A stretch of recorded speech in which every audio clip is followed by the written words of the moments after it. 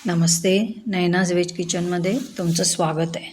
आज आपण मद्रास काकडी किंवा मंगलोर काकडी, मंगलोर साऊथ काय कानडीमध्ये, तेलुगूमध्ये दोसा काया म्हणतात ह्याला। दक्षिणेतल्या देवळातल्या प्रसादाच्या जेवणामध्ये बहुतेक या भाजीचं सांबार म्हणा किंवा त्याला हुळी म्हणतात कानडीमध्ये। तर इथे मी आधी याचे 4 भाग करून घेतलेले आहेत आणि त्यातला आतला जो बियाचा भाग आहे तो आपण पूर्ण काढून टाकणार आहोत। चाकूने किंवा चमच्याने काढायचा, कारण हा आपण स्वयंपाकात वापरला जात नाही, कारण या बिया शिजत नाहीत लवकर। तर ह्या सगळ्या बिया आपण काढून टाकणार आहोत। त्याची सालं काढते।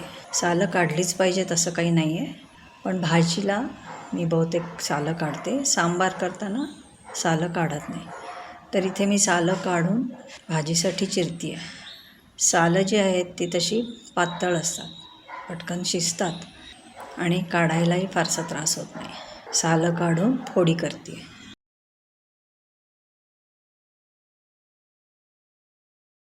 आता इथे सालं न काढता हे मी सांबारासाठी वापरणार आहे। अर्धी काकडी मी सांबारासाठी वापरते आहे आणि अर्धी भाजीसाठी वापरणार आहे। तर भाजीसाठी जे वापरते आहे त्याच्यामध्ये काढते आहे आणि सांबारासाठी जे वापरते आहे त्याच्यासाठी सालं काढत नाही आहे।